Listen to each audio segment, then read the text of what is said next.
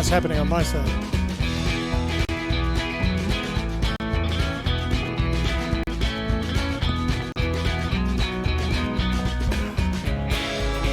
And hello and welcome to Gypsy Kiss. It's Humpday, Hoedown, and I'm the magical treasure princess and life coach to the rich and famous, Shelley Carney.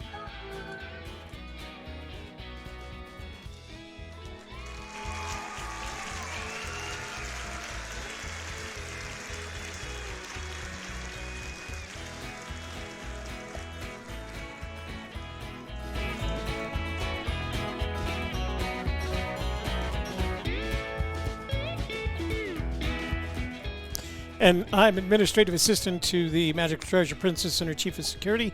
You may not come within 6 feet unless you're wearing a mask and full bodysuit. We have a great show tonight. We've got some emails to read, some text messages to read. I've got to turn my phones on here. We have some sound effects to play, and then we'll take the phone. We'll do the phone calls in thing. Join us. We're going to have fun tonight.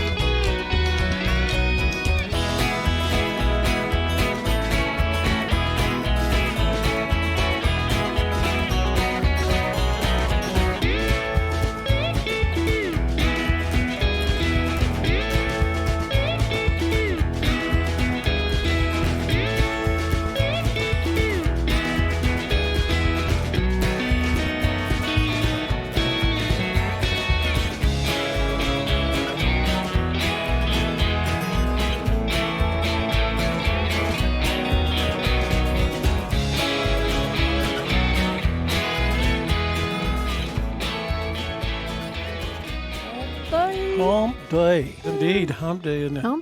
Humpday. Hey, so is everything okay on that side? Like computer-wise? Well, my laptop works. Oh, good. And you're using your earbuds? No, Oh. I'm using my CAD mic and onboard sound. All right. Okay. We'll just deal with it. We'll figure out what's going on What I'm doing. tomorrow. Yeah. Gotta roll with it. Yeah. Let's just roll with it. So let me take care of some. Housekeeping, you want towel? Let's take out. Housekeeping, you want towel? Just to make sure you heard that twice. Okay, a couple of things. Number one, make sure that before you leave tonight, you like our video. YouTube likes it when you like our video. The Magical Treasure Princess loves it when you like our video. Share it with your family, your friends, your neighbors, your business associates, the entirety of your social network. That way we can Grow the channel. And finally, if you are not already a subscriber, this would be the ideal time to subscribe. And that way, and you want to click that notifications bell. Oh, the bell. Oh, nice. Well, that was a pleasant surprise. At least we can hear it. Because when you click that notifications bell, every time we launch a live stream, you'll be immediately informed, and in the know. Because there's nothing better in life, brothers and sisters, than being in the know, especially and in these. Thinking clearly. And thinking clearly. I didn't get a chance to finish the video, by the way, so don't promote it just yet. Okay. But it's coming. In addition to that, if you want to reach out to us, there's a couple of ways to do that. You can see some of the folks in the room already have.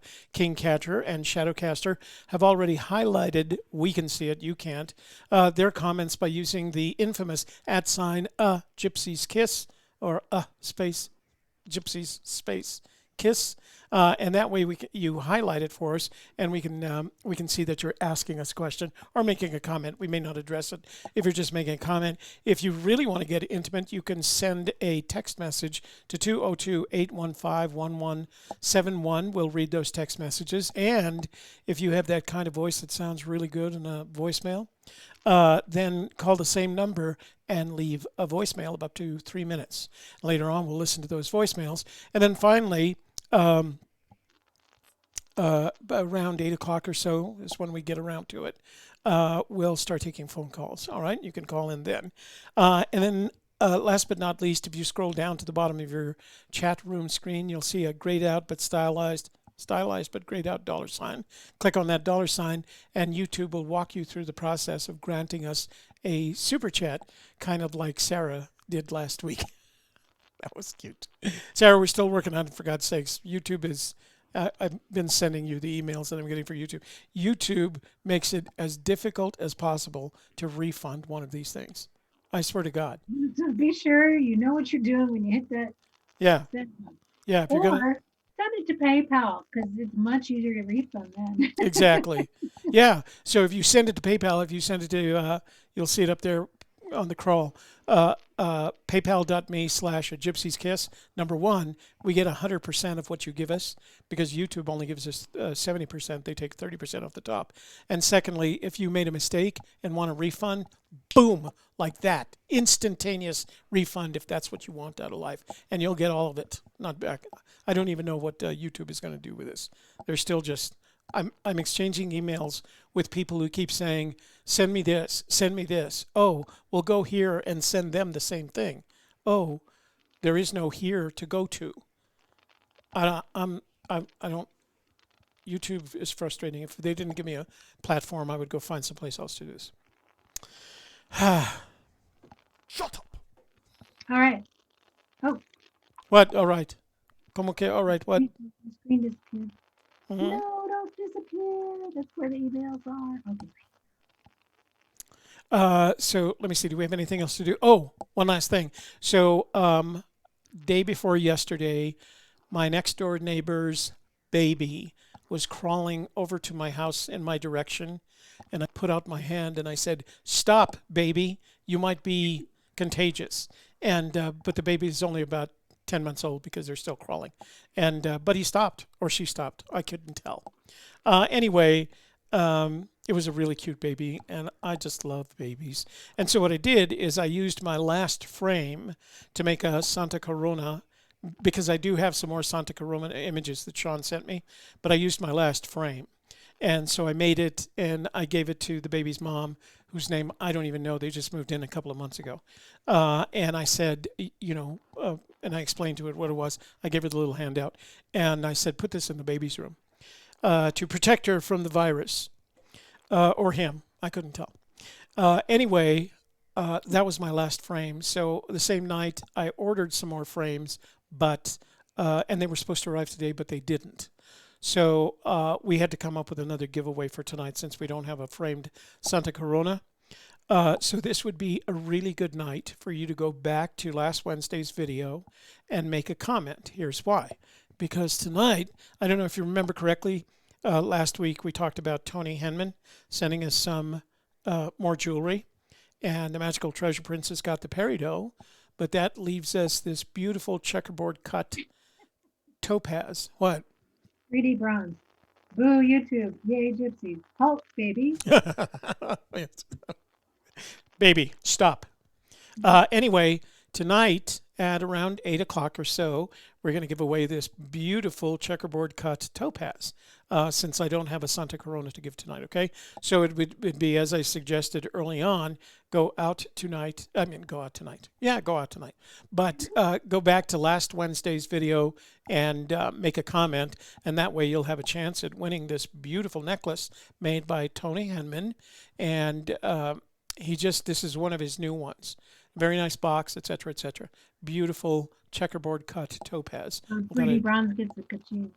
And 3D bronze gets the...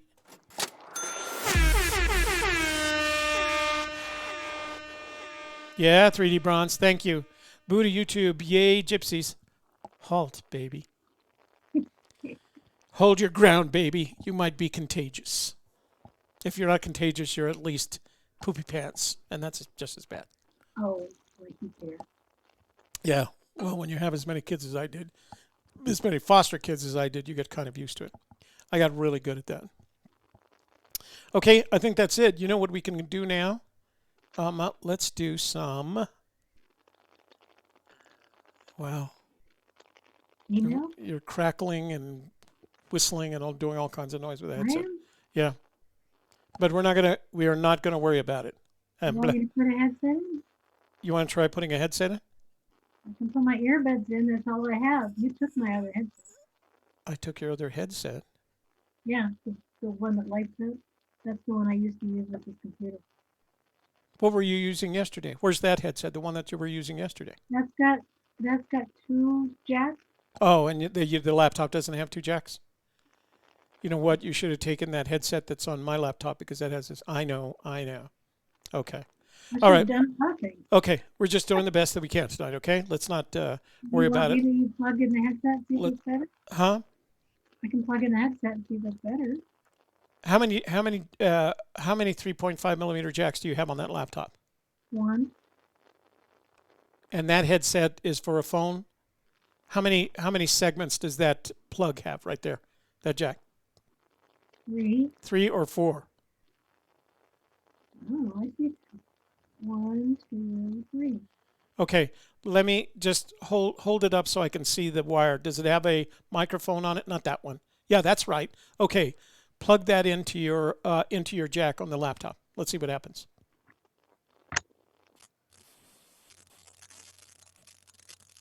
Okay. Talk to me. Okay. Can you hear me? Yeah, I can hear you, but it's still scratchy. It's not going to make any difference. I don't know if it changed microphones or I'm still using that mic. Are you still on the stand-up mic?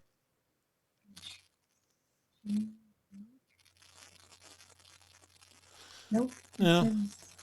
It's not using the camera. Yeah, it's just permanent scratchy sound. Well, what do you want me to do? Go back to what you were doing. It's better. Man, I hate it that we can't get together for this stuff. Well, that's the way it goes. Yeah. I'll get my computer fixed eventually. All right. Well, I swear to God, I'm going over there tomorrow to get it worked out. Kevin's been working on it. I know. Like 6 hours. He's put a couple of days into it. I know that. So, Captain Marvel, we just don't know what's wrong. It's been a problem that we've had for a couple of days now, and we haven't been able to figure it out. So, by the way, for those of you that were worried about the special announcement was not that we had found the treasure. We have not found the treasure, nor are we aware of anyone who has found the treasure. They aren't going to wait for days and days to tell people. Yeah, we would tell you right away. What would we do on the show? We would just make an announcement. The media anonymously. Alert the media. WTF? What?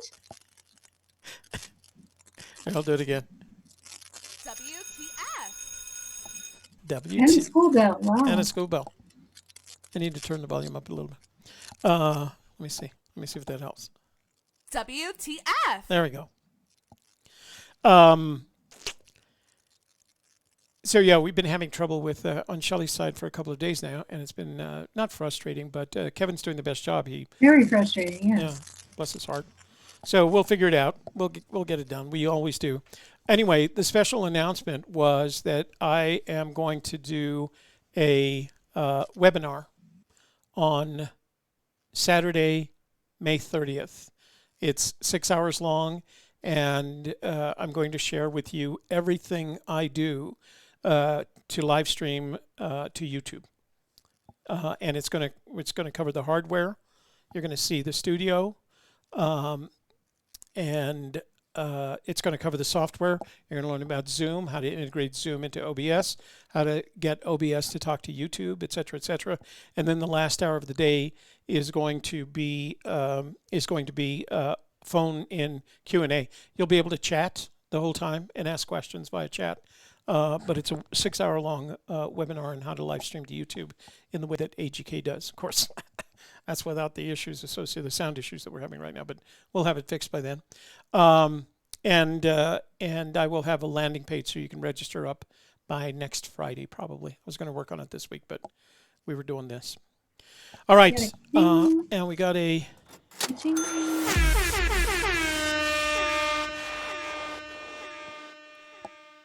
From Stormworm, the infamous 420.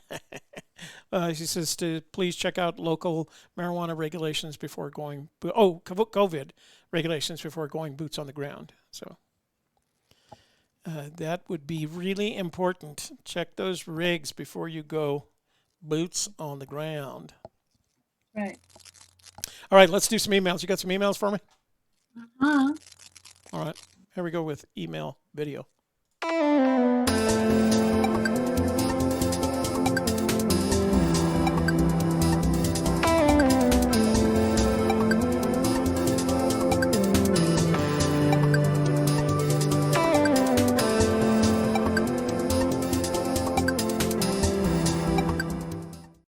Yeah, my recommendation for you, if you're in New Mexico and you're crossing the state on I-40 and your license plates are from out of state, just keep going. Otherwise, you're going to get stopped. And they're going to put you in quarantine for 14 days. Dropping the Gallup. And apparently, the place they put you in quarantine is the old state prison in Santa Fe. So you don't want to be there. It's not a very nice place. It's haunted, apparently. Make sure you don't need gas in Gallup. Yeah, Gallup, because right now the Gallup area is our hotspot. You can see it on the map. It's pretty ugly. Close down. All right, read me some emails. All right, this is called Thoughts from Daily Agenda. Hello, Shelley and Toby.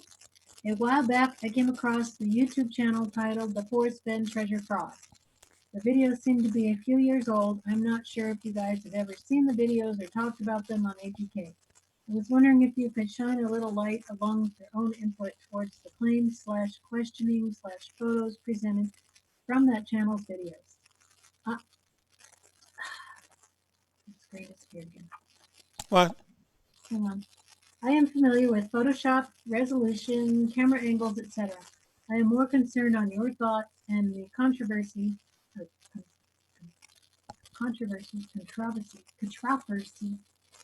if there is any, on the questioning of a hoax. I really enjoy your channel. I hope a sandwich and push of a button on the flashlight will send some light on this correspondence and not just shadows of roosters. Looking forward to your thoughts on this topic.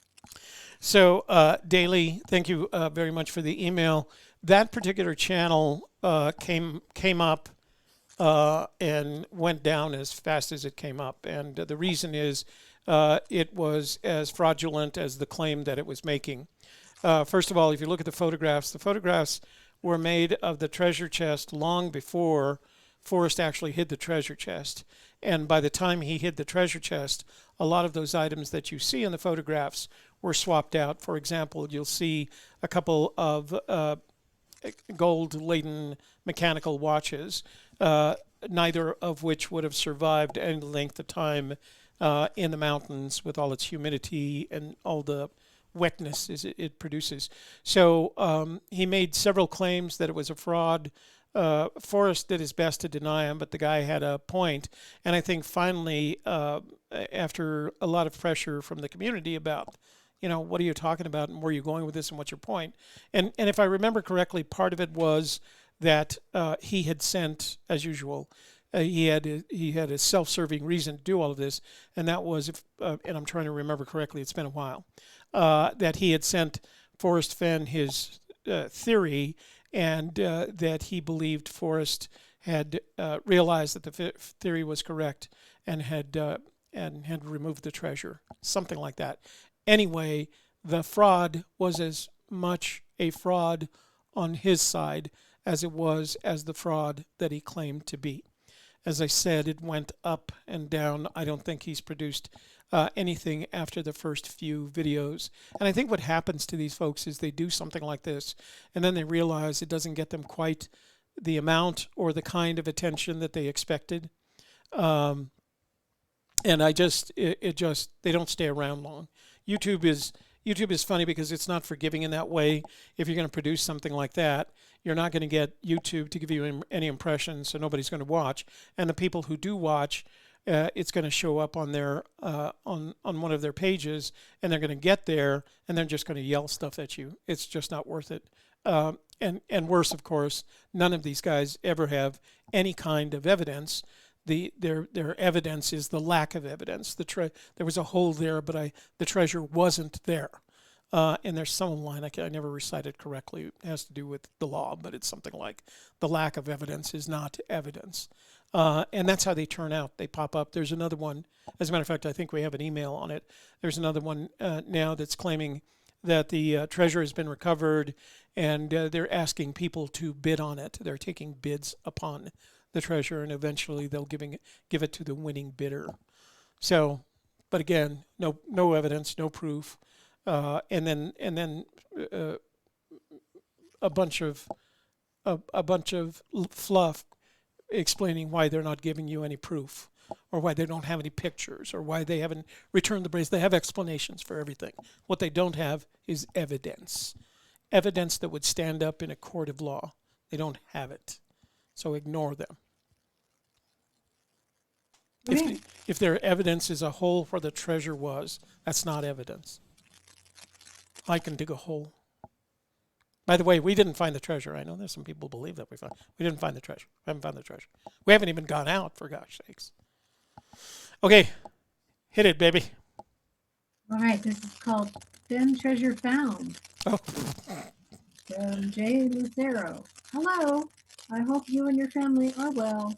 I recently found this link and do not know what to think, ? My first impression is this is a hoax due to the lack of information, but who knows? Do you have any knowledge of this post? All right, this is the one I was just talking about. So I'm going to go to the screen. Here, let me go to the screenshot. So this is the one he's talking about. This is the one I was talking about. It's called forestfenntreasure.com. You can go there. Sale pending. Please refer to the latest announcement as of May 5th. We are receiving a lot of questions lately. We've already been answered. He's asking you to read all the questions they have. So they apparently have the sale pending, but when asked if they have any evidence, they, I don't know, they step away and explain why they don't have any evidence. Here's what I can assure you with great confidence. This is, well, it's not a fraud because they haven't taken you right now. It's just a web page that has no way to provide what it claims. It isn't a fraud until they try to take your money. So it's not quite a fraud yet. But if I had the money, or if I could get the money, I wouldn't do this deal. They don't have Fenn's treasure. And what's neat about that is they can't sue me for saying that. Because if they wanted to sue me for saying that, they would have to provide their evidence in court, which they can't do. There's nothing there. Ignore it. Go. All right. This is from G. Cochran, Greg in Houston. If you haven't seen this YouTube video by Smell the Sunshine on the chapter My War for Me, then you're really missing something. We spent some serious time putting this video together, and it kind of brings one's imagination to life, so to speak. Cheers, Greg in Houston. Greg, we have been watching those videos. Actually, we're enjoying them in the member vault. We share them together as a group, and we talk about them as if Smell the Sunshine was one of our members, because we would like to reach out to him and invite him to join our membership for free. Some people have even volunteered to pay his membership fee. So we've been trying to reach out to him and include him, but he hasn't responded. So we're just showing his videos in the member vault, and then we just talk about them there. So yeah, we really enjoyed them. And the video that you're talking about, My War for Me, I did see. I don't know if Shelley has. I know a lot of each of the members of the group have. We're all big fans of his work because it's very well composed. It's very well thought out. He has the sense of a writer and the talent of a documentary maker, so we like looking at his work. And his analysis, I don't know if he has undergraduate degree in psychology because his analysis of Fenn and his behaviors is really, really good. So yeah, we have seen it. Greg, thanks for referring us to him. And I think a lot of the people in the room have already gone there. As a matter of fact, he was the one who Fenn, after seeing one of his videos, I don't remember which one it was, Fenn wrote a bunch of us tubers, and he said, "Who is this guy talking about me like he knows me?" Something like that. It was important literature. Yeah. Oh, important literature. And so we all had to go look, like, who's Fenn talking about? I don't know this guy. So we went all and looked, and I think we mentioned important literature, recommended that you see it, listen to the analysis that he does of Catcher in the Rye, and then listen or read The Catcher in the Rye. And I think he's got 3,000 views on that one video alone. So he's doing pretty good. He was up to, I don't know, around 500, 600 subscribers. By the way, I do want to thank you guys. We just went over 6,600 subscribers, and I want to thank, that's you guys. So I want to thank you for putting us over that number. We really appreciate the effort that you put into being here when we have our shows, and the effort that you put into participating in our contests and, talking in the chat room and directing questions to us. So thank you very much for being our survey. And, oh, gosh, I better do that. So I'm going to give the survey just a little bit more time because I want the numbers up. So if you haven't already done the annual Gypsy Kiss survey, I'm going to put the link in the chat room. I'll give it a couple more days. And then you guys go take that survey for me. I would appreciate it. Let me see where the numbers are. Hang on just a sec. It only takes 2 minutes, guys. It's just click the buttons. You don't even. Button, there's no choice. There's Don't no. have to put your name on it. Don't There's have to no. put your email. Just click the button. Let's see how many we got here. Ooh, 184. Just 16 more, ladies and gentlemen. 16 more donators. Just $1. 16 more. We just need 16 more. We'll get to 200. That gives me a credible survey. So then I'll tell you what. If we can get to 200, as soon as we get to 200, we will announce the results on the next show. How's that? So get me to 200.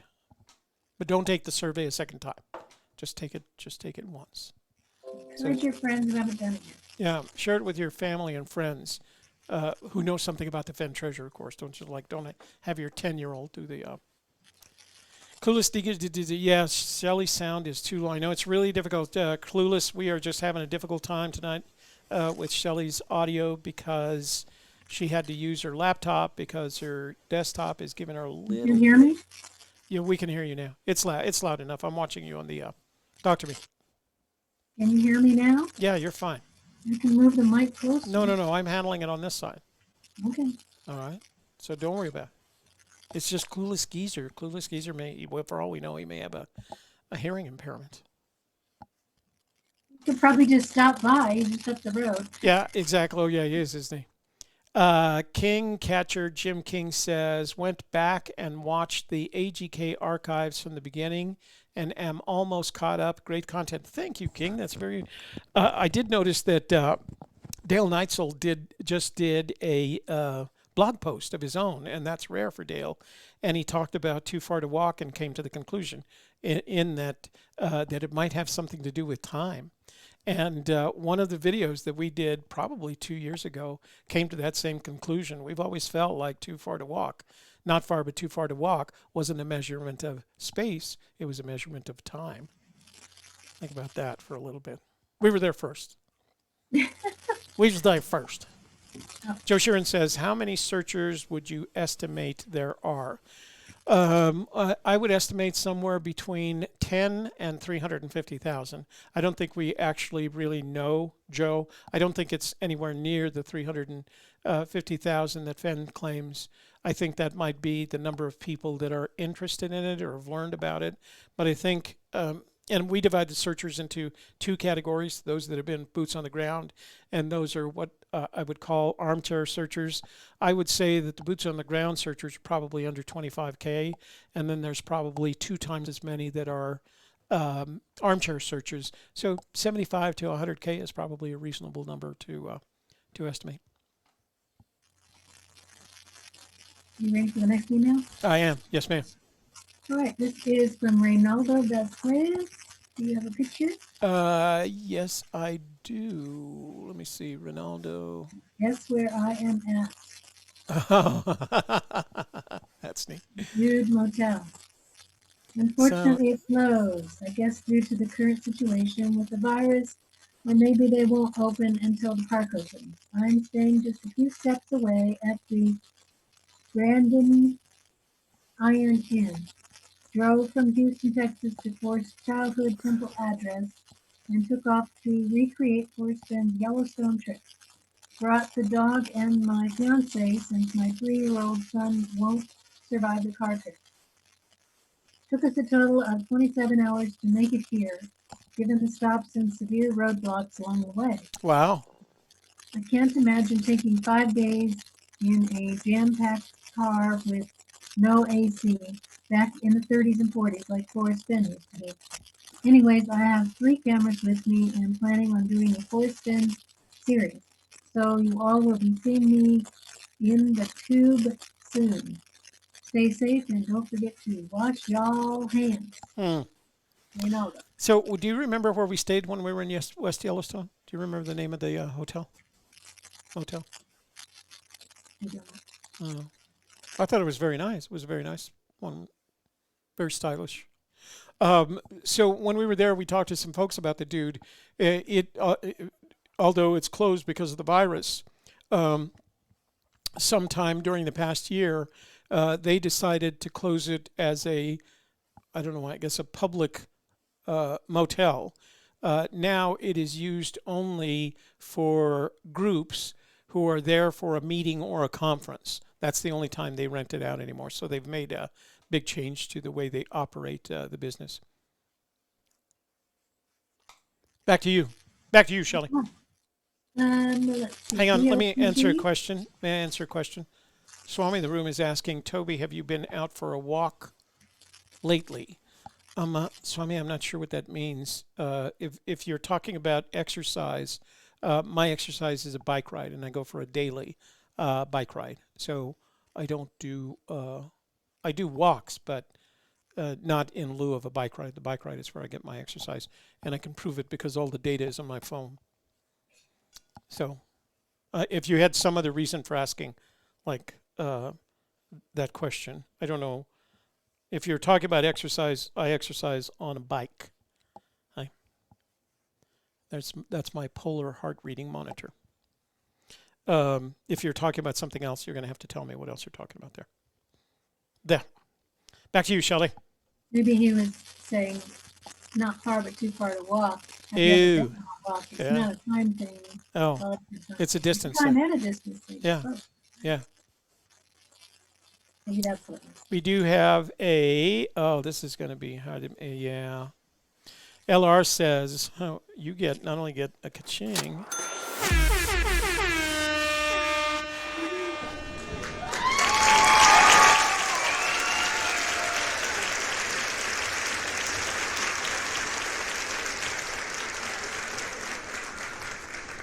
So LR says, Shelley, your sound may be off, a little off, but your hair looks terrific. Yay. They like that platinum blonde look. Well, it's been platinum blonde. It's just this camera probably shows it differently. Yeah. I haven't changed the color. Yeah. The camera. Ra wants to know, is Toby playing with his stress balls? No, it is not. It's not. That's the dang, what you calls it, the static that we're getting. Go, Shelley. Oh. Back to you, Shelley. So, Boots on the Ground, April 30th, 2020. Who is this? Finished 4. Oh yeah. So I'll switch over to the screen. Go ahead and read it. It's kind of it's a neat message. Finished 4, Boots on the Ground last Thursday. Excellent day for searching and validating my solve. Had a rapid heartbeat moment when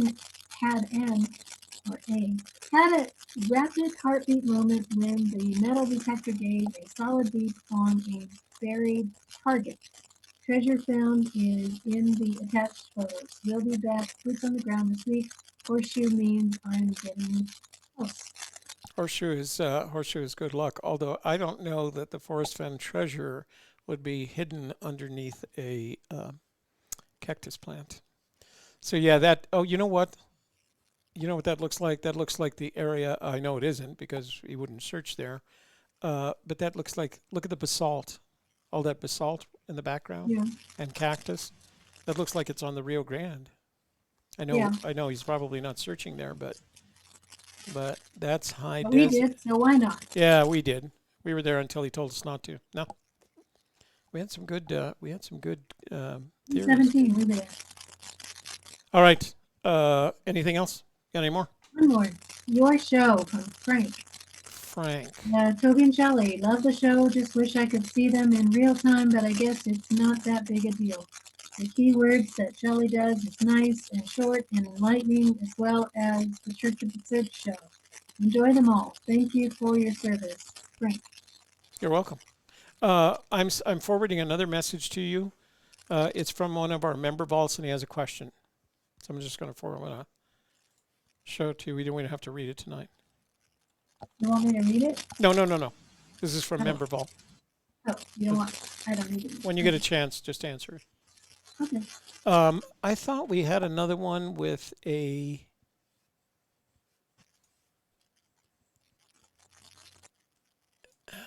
I thought because somebody sent us a. Oh, here it is. I must not have forwarded this. This is also from Greg. He says, "Wonder if you saw this post on Reddit today. Yesterday, I did see the post. It was on the Forest Fen Gold Reddit group. It says, look like old Marvin's Fenn, Forrest's father, posted a want ad for Indian arrowheads and artifacts in the local newspaper way back when, probably the Temple Daily Telegram, their only paper. I wondered the exact same thought as someone who commented, and this is on the Reddit group, he then sprinkled them around where young Forrest would be searching." So I'm going to go to that. It isn't a very good image. Hang on. We're going to have to go to Reddit. And it is just, it's tiny. So I'll share this with you. So it says right here, 1956, and it says wanted to buy. How old was 1956? No, Forrest would have been 26 by that time. Yeah, Greg, it doesn't, the numbers don't work. So 1956, add to buy, add LaGrange Journal 130, 1958.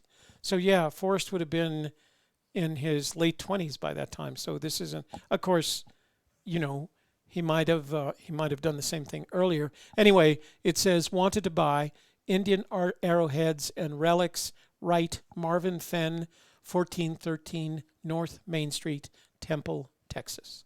And that was before we had zip code, so there's no zip code. So no, Greg, this isn't, so this would be evidence that he did it, but it doesn't look like he would be helping the young Forrest Fenn, because Forrest would have been in the Air Force by this time. So I did get those. I'm going to step away from my, do you have any more? Is that the last email? Yeah, that was it. Okay, entertain for 30 seconds. Okay, wow. Everybody look at my camel.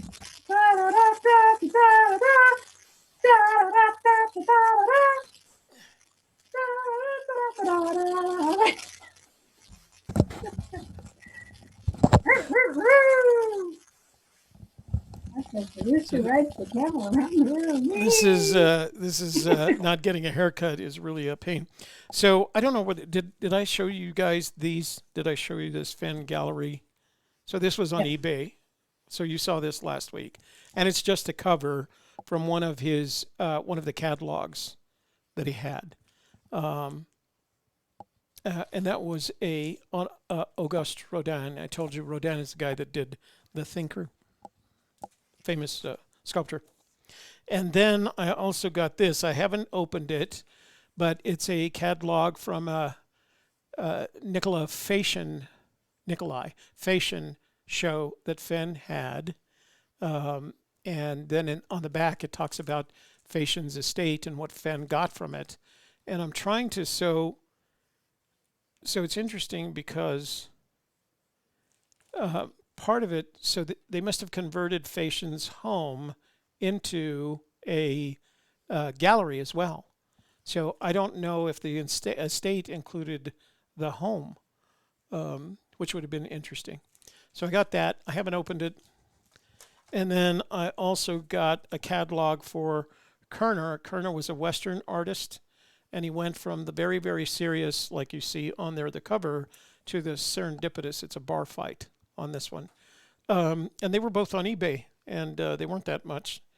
This one is called Lumberjack Brawl on the back. But it was a nice memento. I may just put them in frames and hang them on the wall because they're kind of a neat memento. Both catalogs from Fenn's, from Friends gallery showings. So I thought those were kind of neat. All right, what's next there, Princess?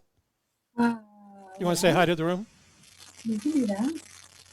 I feel bad because Ken Blythe said he just did the survey, took all but a minute, can be done while you listen to the show. Thank you, Ken. Right. Let's see if we got any closer now. All right, go ahead. We can say we are done with emails, yeah. Oh, did we get to 200? Let me see. Yeah. Oh. 189, 11 more to go.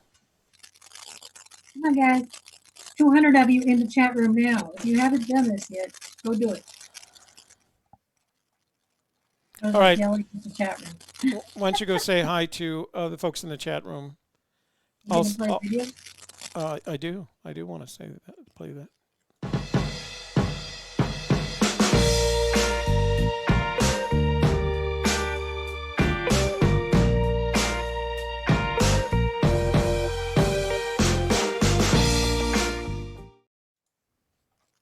I'm going to start from the bottom, see if there's any questions. You go ahead. All right. So we are going to say hello to all our friends in the chat room as quickly as we can and answer your questions at the same time. And we have Violet Mercury, Larry Smith, Shadowcaster, Deltacraft, William, Stacy Harwood, Joe Sheridan, Sherry from PA, Big Casino, Captain Marvel, Sternworm, Terry Galloway, Not Important, Louis Teaser, King Catcher Jim King, Larry Smith, MJ Inver, Julie, one of our mods.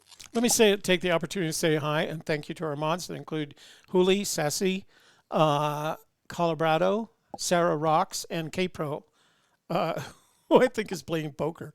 She's really got the poker bug now. All right, we have Chris Hurst, Doug Carver,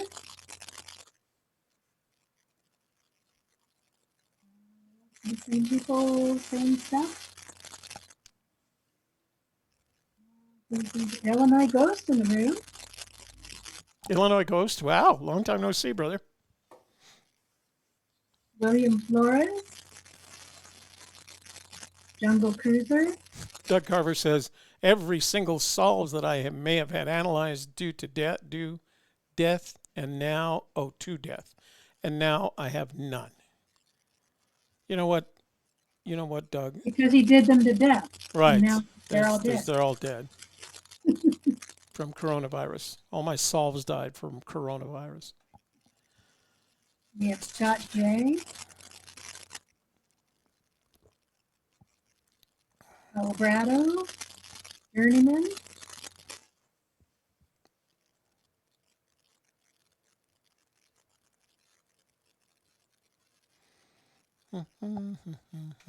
AJ Rainbow. Hi, AJ. Elephant Hunter. I'm moving the mic closer. You think that was better? I just scratchy. Is that better? No. No? Just scratchier. BS. Alan K. Hi, Raw. Holly Karen. Do you know who it is? Nemo. Blaze Looker. Sherry from PA. Ronnie. Ben Wise. Tony Henman. Hi, Tony. We're giving away one of your necklaces tonight. Reminder. Wise says, Toby, what happened to your bike ride Saturday? My bike ride Saturday. I don't want to talk about that, guys.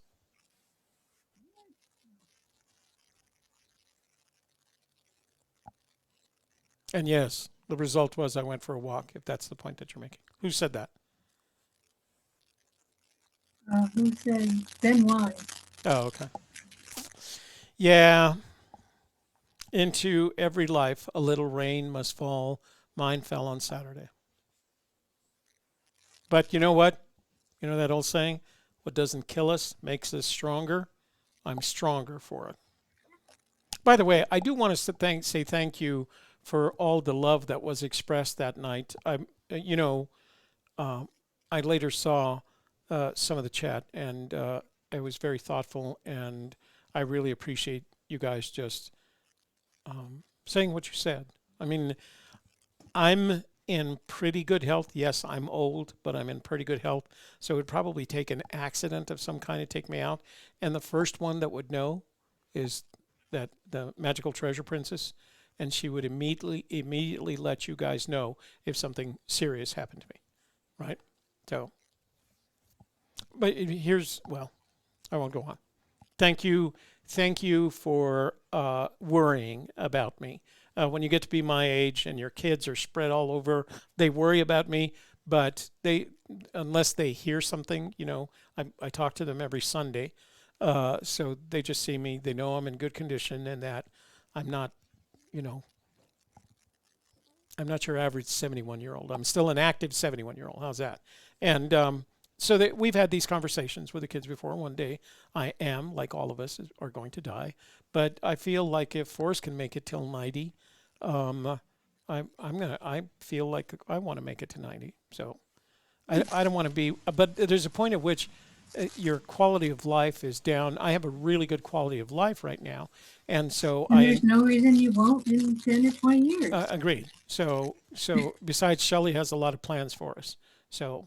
I was just reading a book about this woman who's 103 years old and she's still driving to work every day. And yeah, I think a lot of it's in. Yeah, I mean, it's certainly good to maintain your health via diet and exercise, but it also helps that if you have good genes. My mother was 94. My grandmother was 101. My other grandmother was 98. My grandfather was 96. So on my mother's side, we have a whole bunch of long livers. My father's side is a different story, but that's for a different reason too. So I'm hoping I got their genes. Now I do want to tell you that of my mother, my father, and 3 siblings, I'm the last remaining person from the family. So I've outlived everybody in the family, which I guess is a good thing, or a bad thing. I don't know. I would prefer to have my siblings around, having spent time with them, but they all passed away. ready? Yeah, go ahead. We got Michelle Vodenick going on boots on the ground in Montana. There's LR, Jeff Enschutz.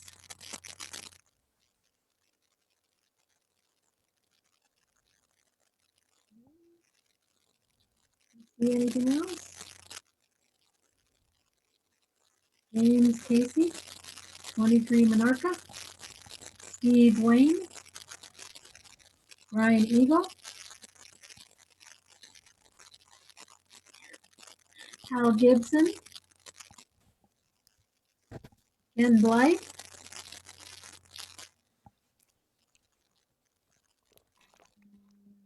can't read that one, Lozit Amaya or something like that. Uh-huh.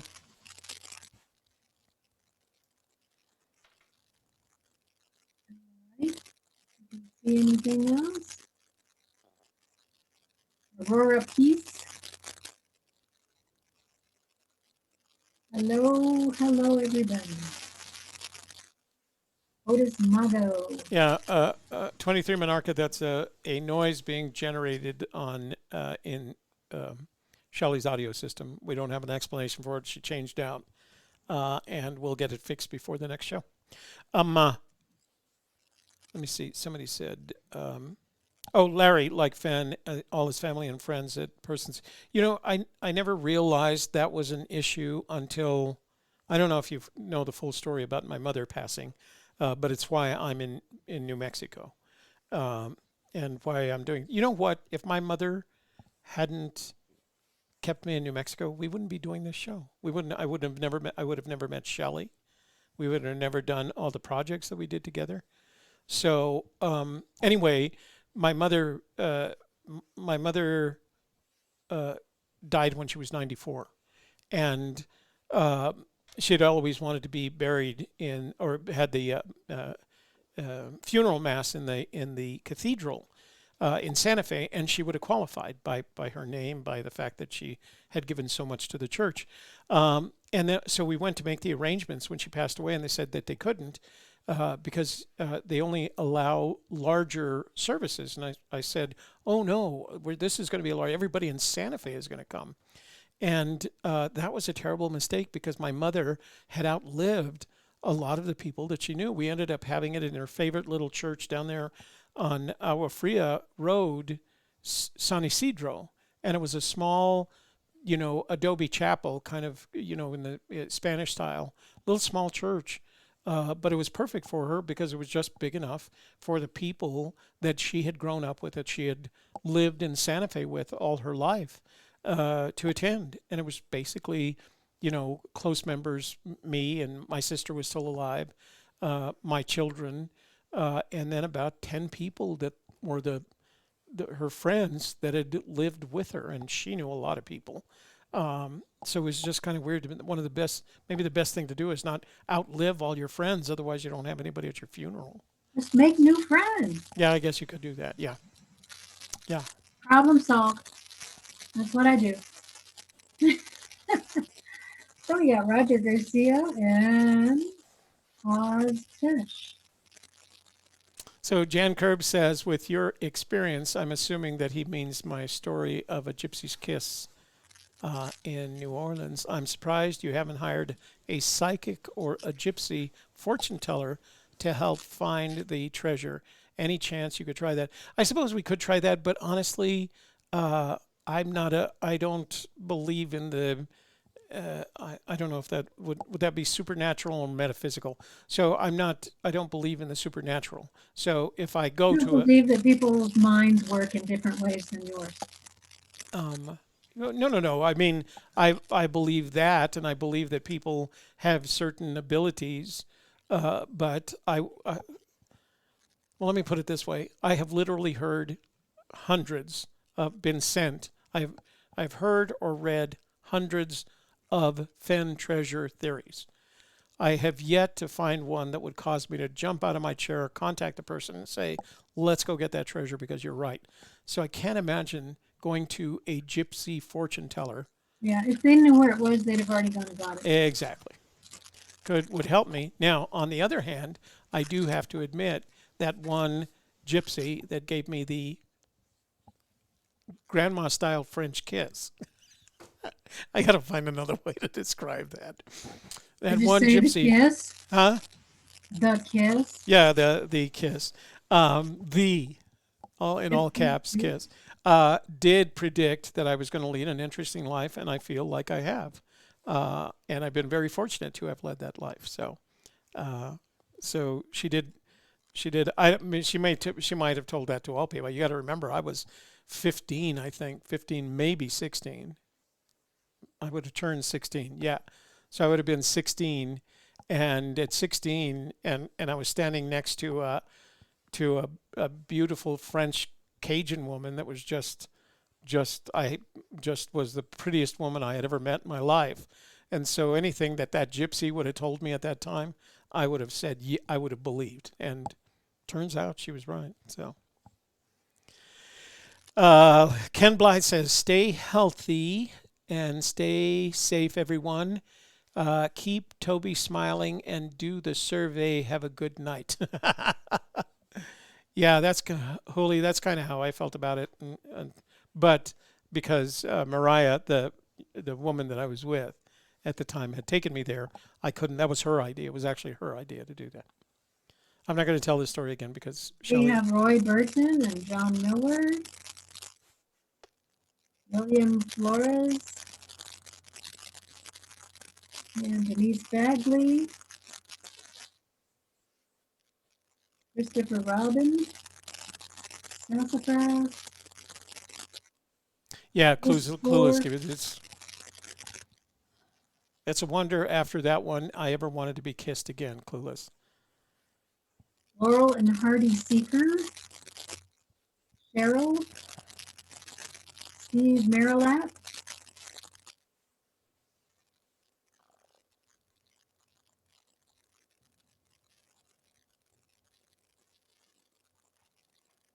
I think that's about it. All right. Let's see how we're doing on this survey. 191. 9 more to go, ladies and gentlemen. If you haven't done that survey, get over there, and I'm going to post it in the room again.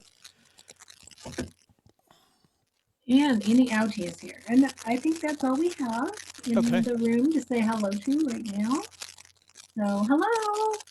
Nice going. So let's switch over. So here's the kind of data we've got already. Let's show you the screenshot. So first question I asked this year, different from last year's first question. Will the coronavirus pandemic affect your ability to search forest, friends, treasure in 2020? 52% of the people said yes, it will. 23% of you are ladies. The other 77% are gentlemen. By age, it looks like the biggest age group is 45 to 54, but the majority of you fall between 35 and 64 years. So, I mean, that's probably 90%, I'd say. Anyway, that's the kind of data that we have for it. So we're getting close. 200. We could make 200 tonight if you guys get serious about this. Yeah. Yeah. Oh, geez. And the reason you need the numbers is because you're going to have sixth graders or the equivalent of sixth graders take the test, and they're gonna give you bad data. So you want to eliminate that. That's why whenever you hear a survey, they say the margin of error is between 3 and 5%. That's the sixth graders messing up your survey. So you have to eliminate them as part of it. All right. So let's see. I think I have some texts. Some text Wow. Buku text messages. All right. All right. Here's your text time.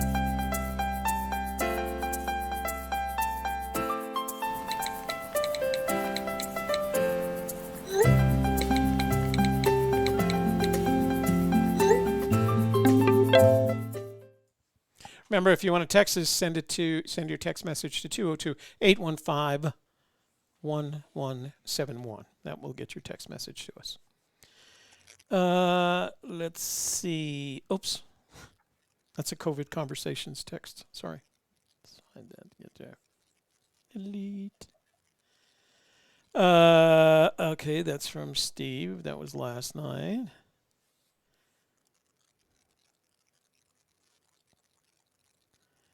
All right. Once upon a while.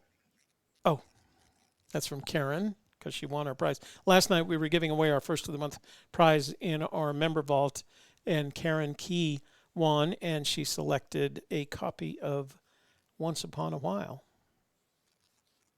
And then we gave away one of 3D Bronze's Running Men, and our new.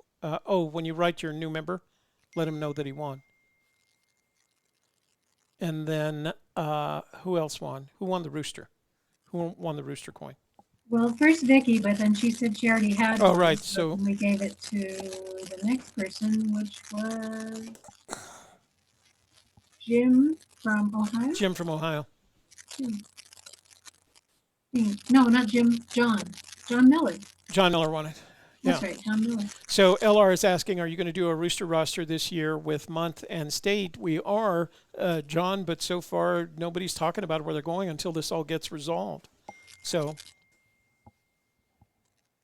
I'm getting text message. Well, we can start whenever. Yeah, we can start whenever you're ready. If you're ready to announce, John, let us know, and we'll start the rooster roster with you.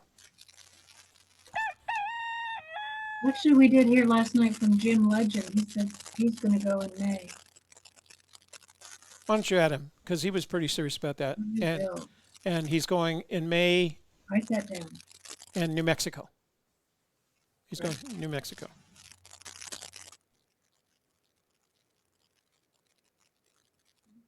New first? Shelley and Toby, the feast day for Saint Corona is May 14th, and my birthday is May 12th. Maybe it will bring me good vibes. Mel from Oklahoma. He was the most Hey, recent Mel. winner. Hi, Mel. He's already got a lot of good vibes. Yeah, apparently. We still think you should play the lottery, Mel. Oh, area code 650. That's where Oracle used to be. I remember that number. Oracle was a client at one time. Hi, Shelley and Toby. On page 15, Forrest says he's reflecting back to the year when my awareness took its first few steps. Asterisk, and then he finishes. That's the page with the big text on it. Is he referring? Page? Yeah, that we call it. You know what? We call page 15 the Davio page. Is he referring to 1936 first grade or some other year? Could this be a hint to where we start our boots on the ground? Alan K., we don't know if it's a hint. Reflecting, so he's sitting there writing the book and he's reflecting back to the year when my awareness took its first few steps. I think there are three possibilities. One is early on in his childhood, 8 or 9, Forrest Fenn. I don't think that's it. I think the big demarcation points, inflection points in his life was his return from Vietnam, which changed his perspective on everything. His survival of cancer, which changed his perspective on everything. And then the point at which the treasure was hidden and the book was published, which changed his perspective on everything. So I think the reference is to one of those three things. And if there is a hint in there about where to start, I could not tell you where it is. I'd like to think there was. Shelley and I think, and Shelley can agree or not, I think the place to where we start is buried, is hidden, because we don't bury stuff, if you're a Forrest fan, is hidden in the first stanza. That's my opinion. Ken from Oklahoma says, Ken from Oklahoma, I don't think Douglas Preston would risk his reputation on a hoax. Agreed. I think you're referring to the Forrest Fenn treasure fraud thing. Tony Henman says, hey, Toby, son, are you still wanting sand samples? No, Tony, what we decided to do is I don't know if you know the story about COVID conversations, what we decided to do, a friend of ours asked us if we would sponsor him on a live stream. Actually, he wanted to do it on Facebook. How did this all get started? He asked us to do a favor, and then we thought it was such a good idea. We volunteered to do the Monday night show, COVID Conversations, to talk about this with our friend, Dr. Coffee Brown. And I said at that time, as long as we were dealing with the coronavirus, we would put the World Sand Project on hiatus, put it on the back burner. And then when we were finished with this, I'd go back to it. So the answer to your question is, if you have a sand sample and you have some data to go where you collected it, feel free to send it to the address that we have at the World Sand Project, and eventually I'll get back to it. Okay? Let's see. Jim in Ohio. Is this tonight? Okay. Sorry, Joey. He just said it. He did. That was my fault, Jim. So he's got a picture of him watching us on the screen as usual. He says, Jim in Ohio, also, there is an easy way to flush out the fake treasure finder. They admitted that by taking advice of their attorney, they moved the treasure and won't provide any information for deniability. I have an easy fix.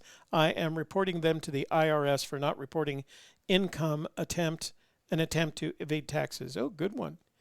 A quarterly payment would have been due by now. You got me all excited that I won something, then let me down. That was my fault, Jim. I was confused. That was the other thing. We were talking, there was one night we got a call from a woman who happened to be an attorney. And I don't know how the subject of this treasure hunt came up, but she referred to the page. She went to look at it, and then she filed a legal brief against them in some way. Oh, no. It was an internet complaint. She filed an internet complaint against them. So, yeah, I think that's going to come to an ugly end in some way.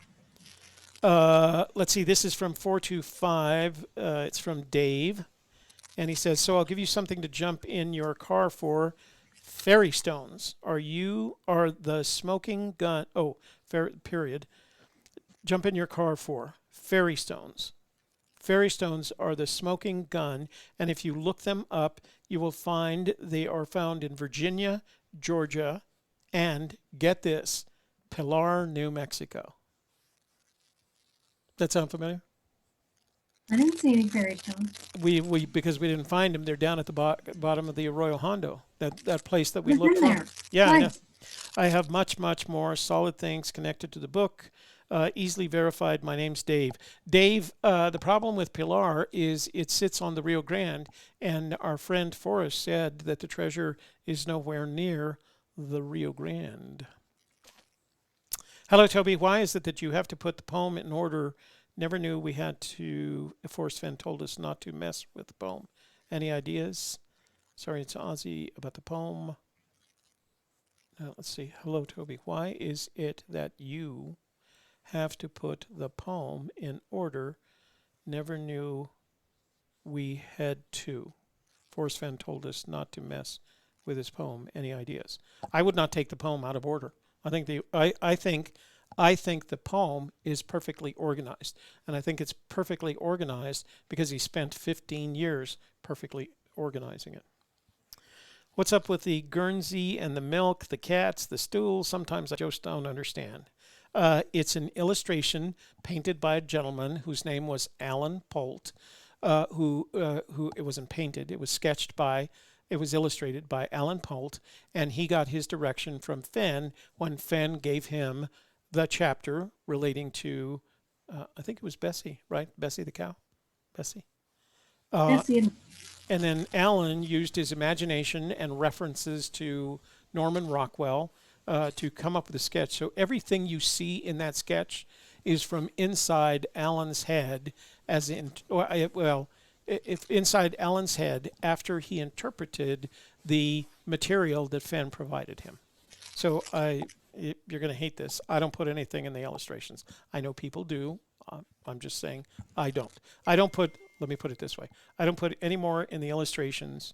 I don't have any more interest in the illustrations than I do in the scrapbooks. So I'll give you to jump into your car for, we just did fairy stones. Look up Solo, New Mexico. Okay, I will. I don't have my New Mexico book in here, but I'll do it after the show. All right, that's it for text messages. Let's see if we have any VMs. Oh, man, it's always scary when you haven't checked out the VMs. Okay. Oh, Camarillo. Oh, Tony Henman. I need to forward this to Tony. How am I going to do that? Okay. Marilyn. Ooh, Marilyn's here.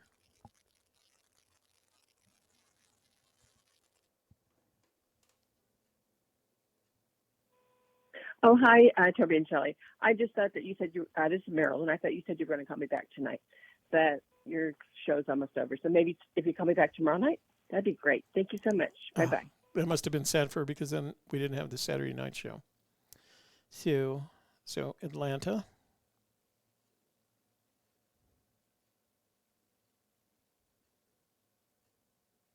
Wow. I don't know how I jumped from there to contacts, but let me get back here.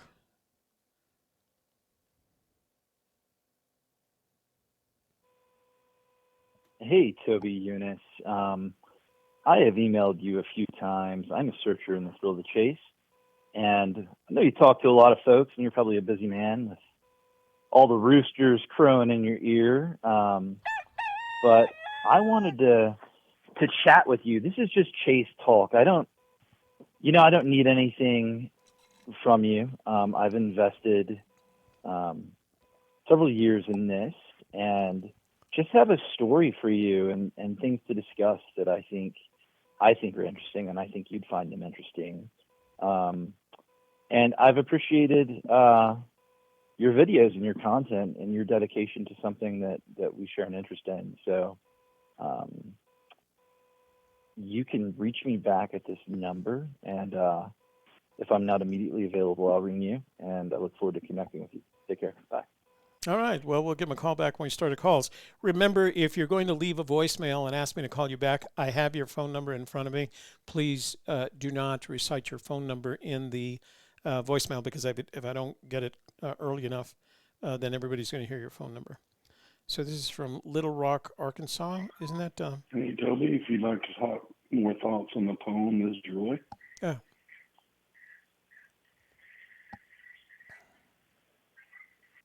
All right, we got some callbacks to make. Oh, here's an 877 number. Isn't that 877 a toll-free number? Okay, this is gonna be in Chinese. Watch. I don't know. Let's see. 你好，这里是 iTalk电话公司给您留言，通知您，账户欠费停机，请您听到留言后尽快致电18774825503联系我们，感谢您的使用，再见。Well, Aini Xiaojie. Yeah, that was Chinese. Wrong number. I'd take it, because that had nothing to do with the Fenn treasure.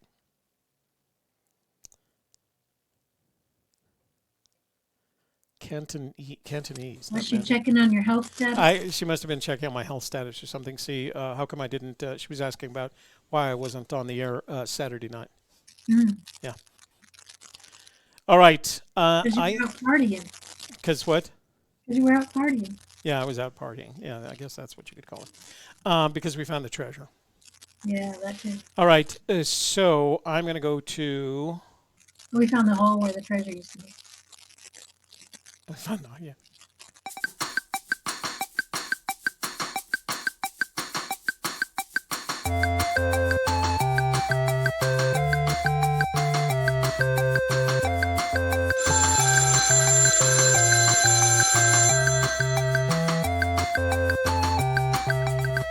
Wait a minute. I take that back.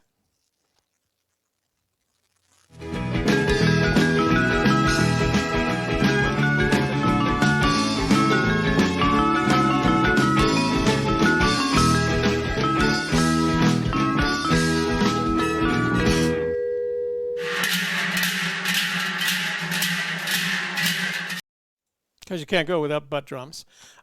So if you want a chance at winning this beautiful necklace, this set stone, and it looks like a yellow topaz, but it's a checkerboard cut, so it is just going to sparkle in the sunshine. Go to last Wednesday's show, and make a comment right now. You have about 30 seconds, because we're going to do this drawing. All right? You want to stick around for that? Okay. All right. And then we'll go to phones. So let me do, so I got to get over here first. And then we have to go to Video Manager. And we have to go to, all right. So I'm going to do a screenshot here so you guys can see what I'm doing. All right, go make a comment right now. So these are our videos. Those are the live videos. I mean, those are the uploads that include all of Shelley's work. And then we're going to go to April 29th. Last Wednesday's show. We're going to click on Details. We're going to copy the URL. We're going to go from there to commentpicker.com.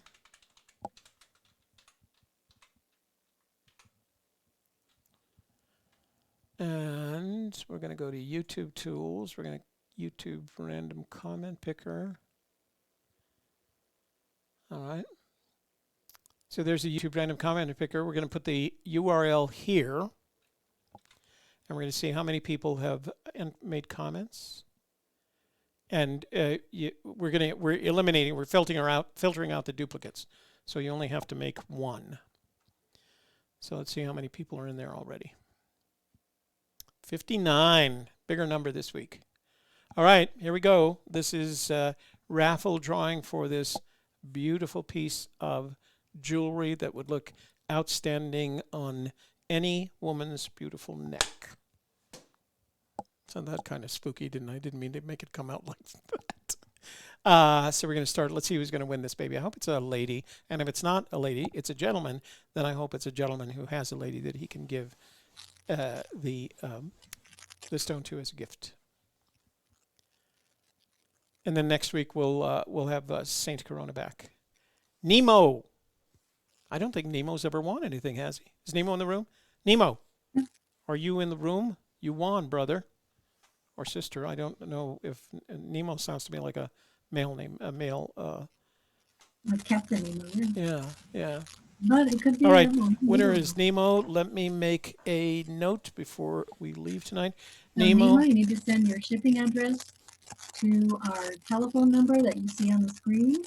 That is 202-815-1171. Text your name and address, and Toby will send you that necklace in the mail. So congratulations to Nemo.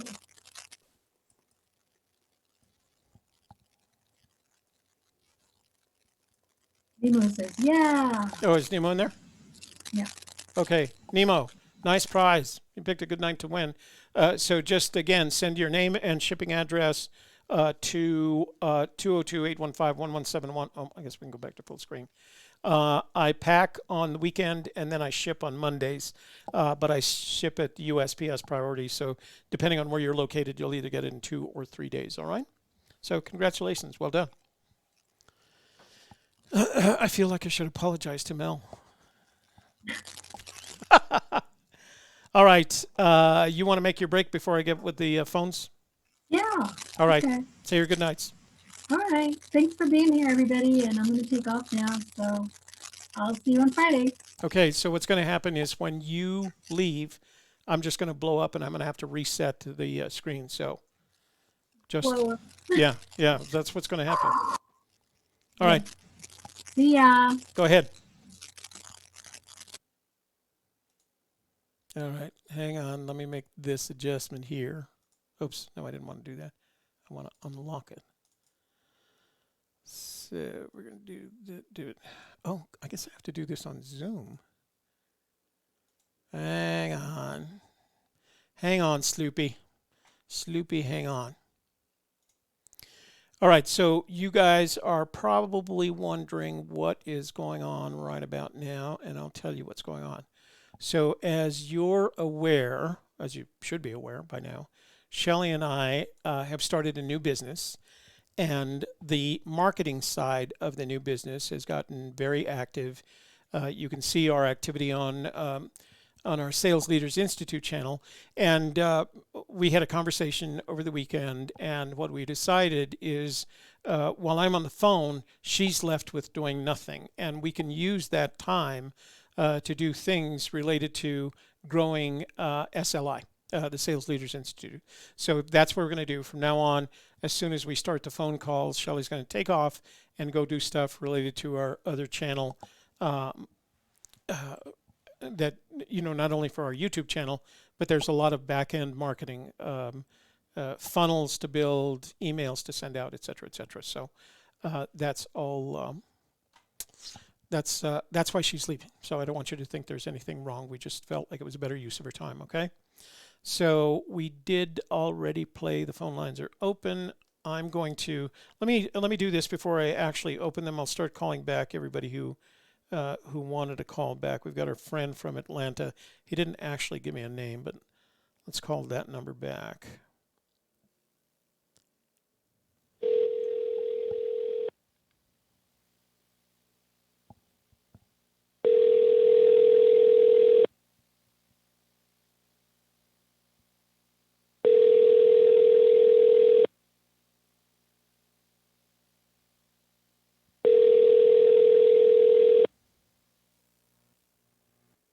Nope. Sorry. Well, Atlanta, if you're watching this right now, wait till I open up the phone lines. Tried to call you, and we'll call you. We'll try again at the end of the night. Let's try Little Rock. Let's see.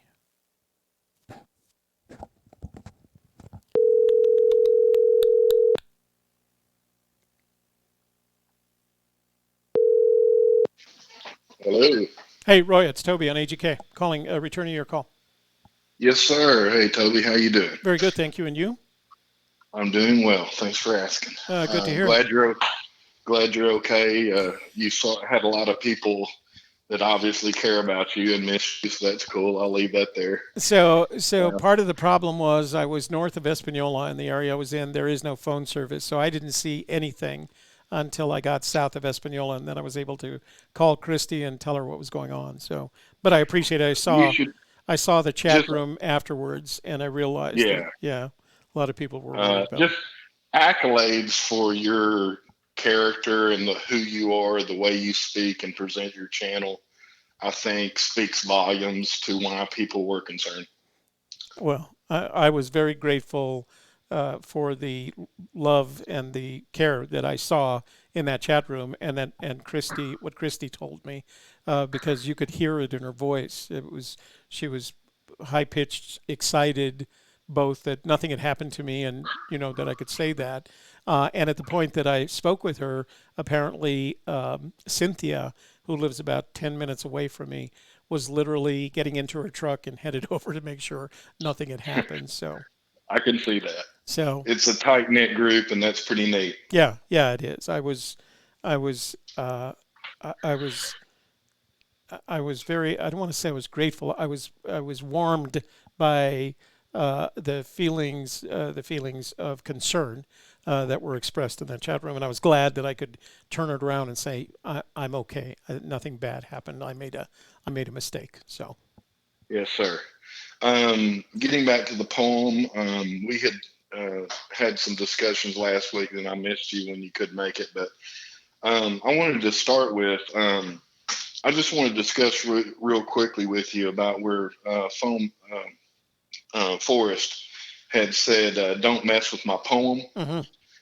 And I wanted to try to make a distinction between what I believe he meant and what I believe is our duty as searchers. And that being said, don't mess with my poem to me means if you're on your own YouTube channel, or if you broadcast a book or something, don't change the words and publish it differently than I published it. Agreed. And I say that because I think he also leans to tell us outright that in his forward, actually, or however you want to call it, preface, he tells us that he tends to manipulate words. I don't know the exact quote. Let me see. He basically said that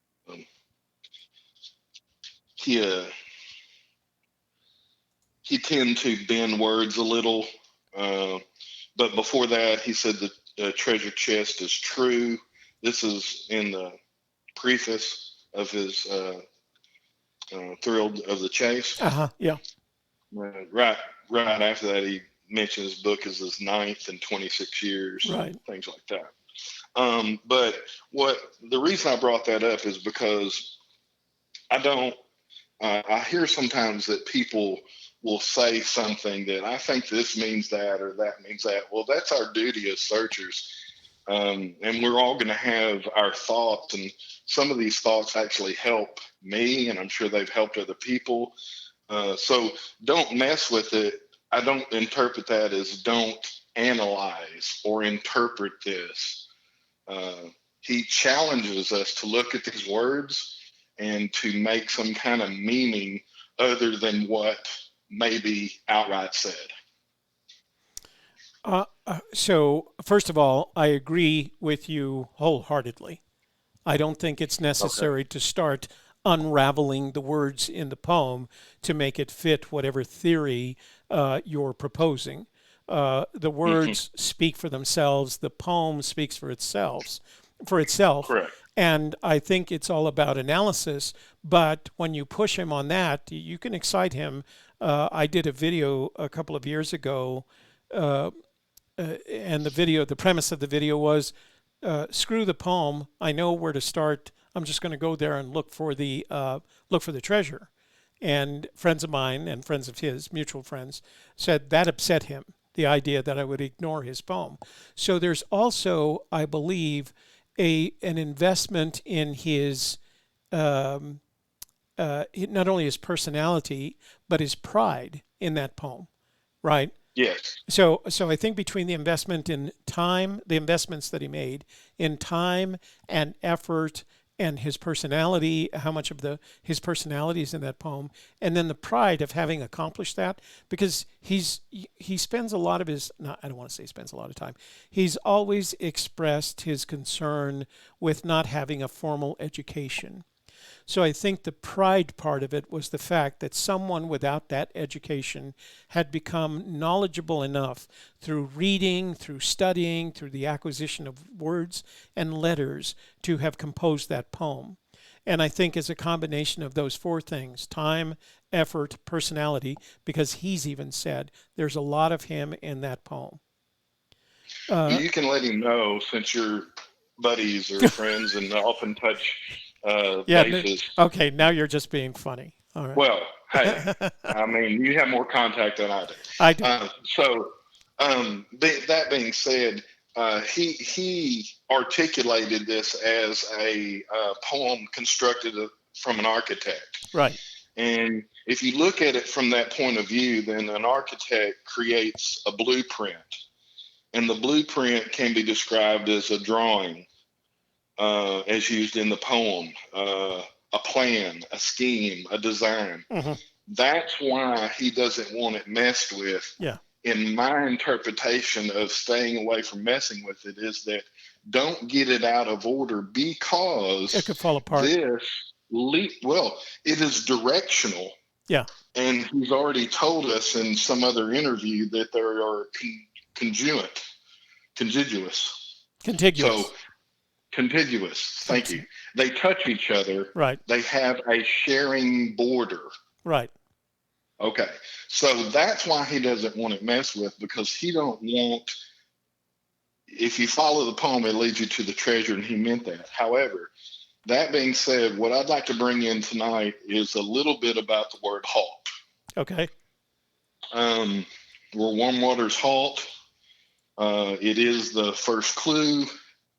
Obviously, it's important. No matter where you think warm waters halt, I wanted to discuss something in the book, because he challenges us to go through the book, and he said there's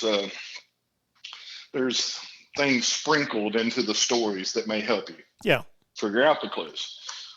If we go to page 70, and this is in Stout-Hearted Men, then we will see there is a saying by Romberg, and it's kind of wavy, like waves of water. Yeah. Kind of reminds you of water more than a poem. I don't have my book here. It's in the other room, so you're going to have to just walk me through it. I will. Page 70, and you read down this quote from Romberg, and I want to go to the last, second to the last line, and it says, "Then there's nothing in the world that can halt or mar a plan." Now, mar, he uses as an extension of halt. Right. In this quote. He quotes someone else, but it's still there. Right. And we search halt, we think about halt. All kinds of people obviously have a puzzle of halt. I want to throw one more wrinkle in the puzzle, and that is, if you look at the word mar, mar can be spelled as it is in this quote as M-A-R. It can also be spelled as M-A-A-R. And mean the same thing? No. Well, that's the twist. Can you Google M-A-A-R for me? Sure. Okay. When that comes up, this should lead you to a definition of something in this order. A circular. Mar. So it's pronounced like mar. Yes. A broad, shallow crater, typically filled by a lake, formed by a volcano eruption with little lava. Correct. So this is an old eruption that took place, who knows when. Mm-hmm. It's described as circular, shallow, a pond, or marsh. I'm trying to find a picture of one so that we can show it. Okay.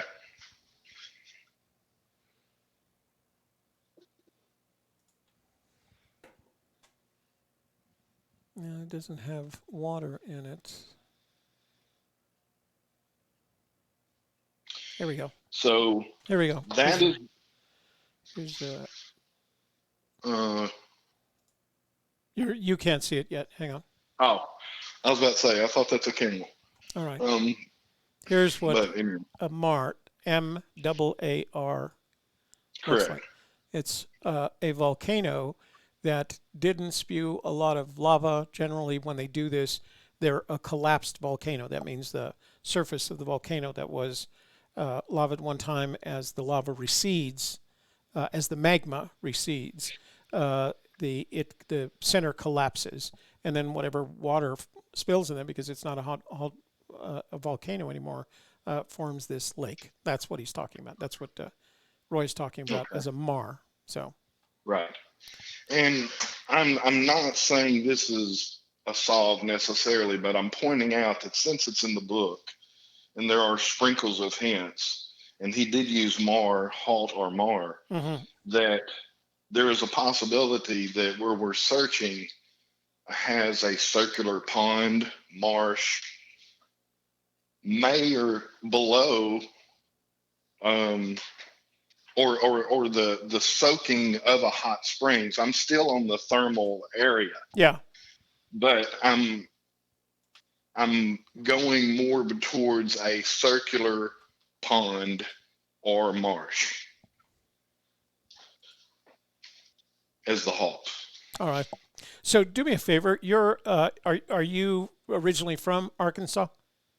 Yes. So one of the things that has always intrigued me about Fenn was his ability to make the word halt and the word walk rhyme, as he did in the poem. And when I heard it the first time, I thought the only person that could do that is somebody from Central Texas. Does that make sense to you? I mean, can you make halt and walk rhyme? I don't think I can. All right, okay. I think it was him. I mean, you know, I'm right there by his border, so right. I guess I should be able to. But yeah. I traveled a lot in my youth. I traveled a lot in my adult. Right. And I travel a lot as I retired. Yeah, well, that's why I don't speak with a New Mexico accent. Yes. Mine out of my travels went completely neutral. Although your Spanish is quite fluent. Yeah, well, I still have you can't get once you get it, you can't get rid of it. It's like riding a bicycle. So. That's good. But the interpretations of some of these key, well, I hate to use the word keyword because he really got away from that, and I'm not saying it's a key word. What I meant to say was some of these words that we don't use as much as Fenn does in his poem, I think are up to an analysis that helps us get to where we're going.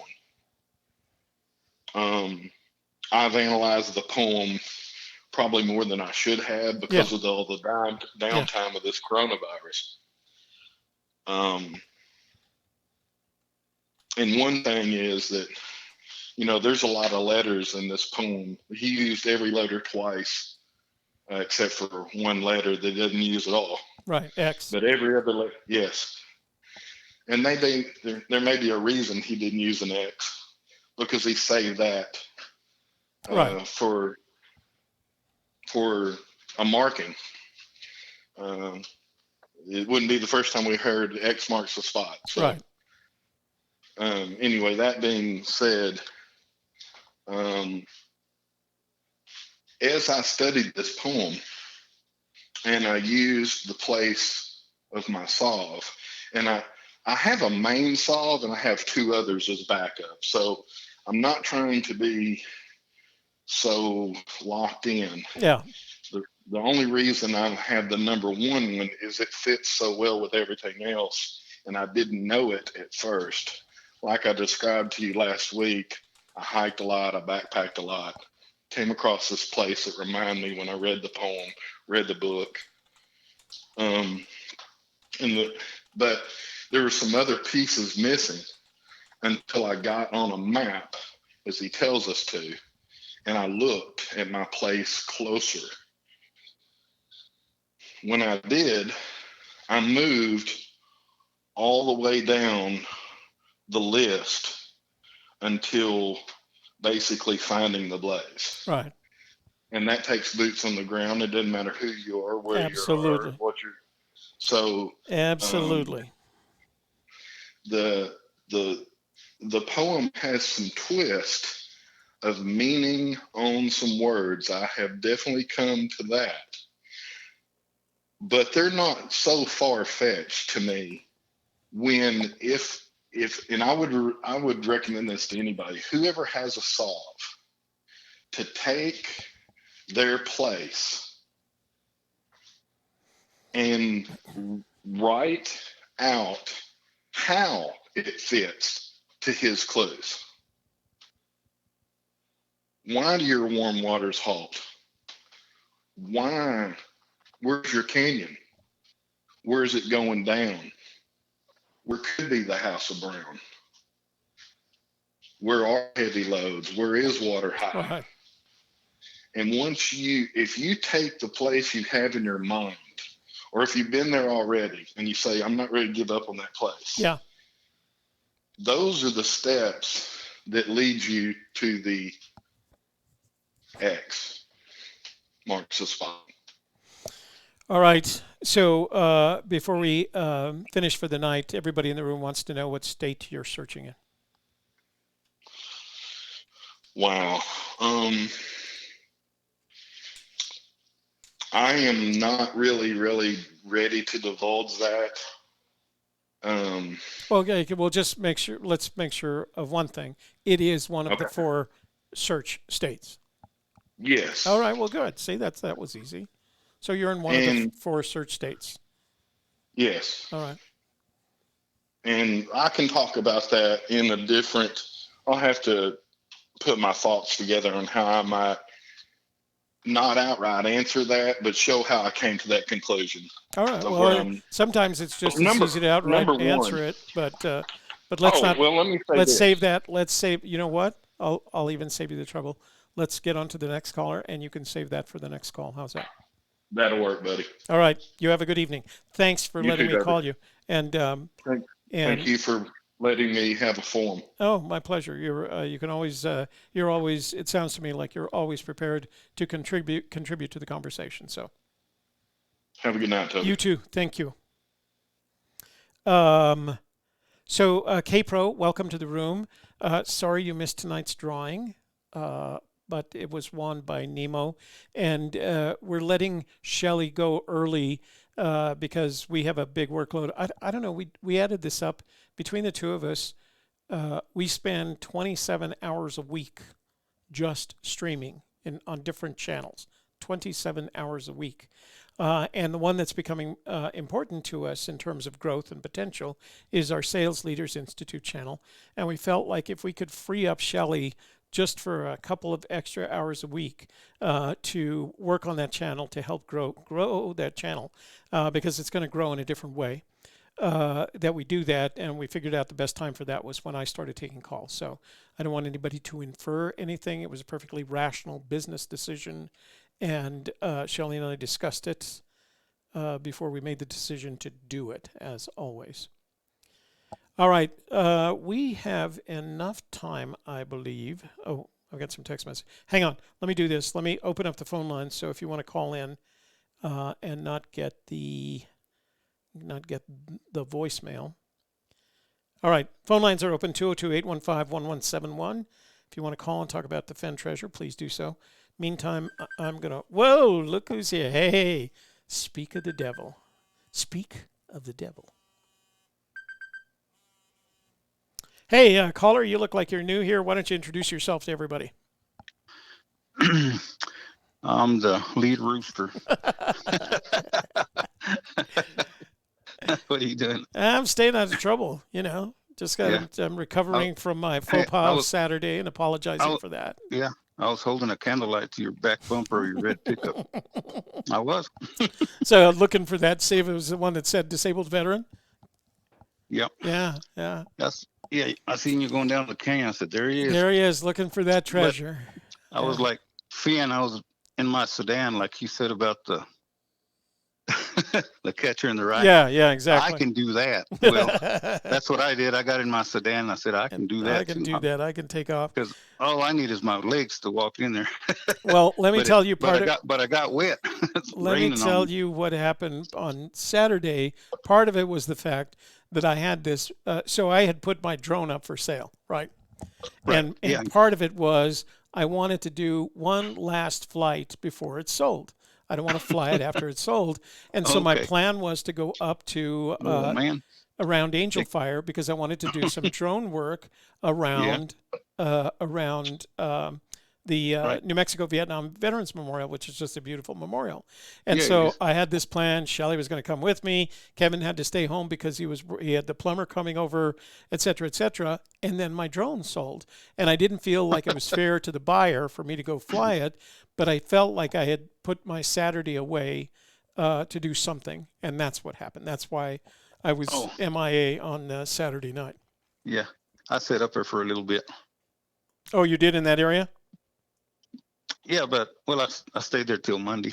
Oh, you did? So the folks in the member vault last night were asking about the snow up there, and I don't see any. Is it all gone? No snow. Yeah, it's all gone, right? Just rain, yeah. Yeah. It rained on me some, but I didn't care. Right. But well, maybe I'm glad I didn't get any drone work then in that area. I did see the clouds. Yeah. I was in Taos. Well, it didn't rain in the daytime, but right before dark it started. Yeah. By that time I was on the road. I was already when it started raining. I was south of Espanola. Yeah, and I was still up there. So yeah, I was. Well, glad to hear that you got up there. Glad to hear you got back from up there. Well, I done a little boots. Oh, you did? Just a little recon, not actually searching for the treasure. Just. Well, I went in there and below the blaze, it's bigger than I thought. It's like a 400 foot area. Wow. So I should have took my metal detector. I looked for a few hours, but like he said, he didn't bury it, and whoever finds it's gonna work at it to get it, and he's right. But he said a metal detector would help, and I think. So you think that when he says you're going to have to work for it, it's not metaphysical, it's actually physical effort? Yes. Oh, really? Because he said he didn't bury it, but he said it was wet. Yeah.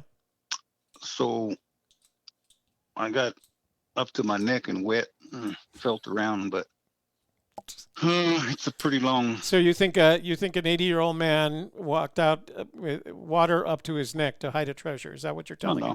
No, you could have tied a rope on it and just chunked it in there and swung it in there. But, yeah. Oh, okay. And to find it, you ain't gonna see it. I remember that when Dale took out Gotti Schwartz up in that area, they were digging around in the water too. Yeah, because that thing's running fast. I didn't want to jump in there. So are they still getting some of the runoff, or is it just running hot? Yeah. Yeah. Oh.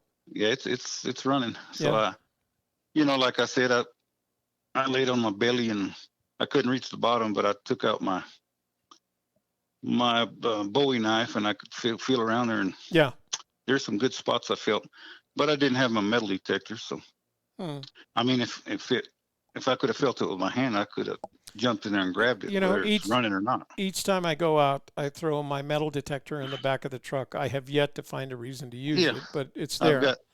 I've used my metal detector more for taking the grandkids out to a field and helping them find quarters than I have for anything else. Yeah. But if you got a place like what I'm talking about, you'd have to have it. You couldn't see through it. You can't see through the water. And he said it was wet. And to throw it in there, it's not buried, like he said. Who said it was buried? Yeah. But he didn't say who said it wasn't thrown in the water. You know, a couple of feet down, and you can't see it. So that's what I say. From the blades down, you got to walk down about 200 foot. And then your search area, there's like at least a 400-foot square. Yeah. And 10 inches is easy to hide in a big spot like that. So that's why you got to. So that's why you got to work to find it. Yeah. So you're even if you have the right solve, you're actually committed to this thing being underwater. Is that what I'm hearing? That's right. I don't know if you covered it in plastic or whatever, but he. Oh well, you didn't have to. Everything. It won't. I mean, it won't hurt it, but the bronze will tarnish, but it's not. It'll be 1,000 years before it goes away. The rest is gold and gemstones. The only thing that has any possibility of dealing with the weather is the silver bracelet. In 10 years, it could sink down in that mud though a little bit. Yeah. And then it'll be forever lost. Right. So you need some kind of metal detector to find it, pinpoint it, to pinpoint it. Take your pinpointer and. Or did you watch the show from the beginning tonight? Oh yeah. Did you see the guy that found the horseshoe with his metal detector? Yeah, but that looks like it's around the Pecos River. Yeah. See, well, no, that didn't look around the Pecos to me. That looked around the Rio Grande because it had all that basalt. I mean, the Rio Grande Pecos doesn't have that. The Rio Grande's got a lot of basalt. Yeah, the Rio Grande is all about basalt and cactus. Right. I mean, I can show you places in Pilar where you could take that picture. Yeah. So.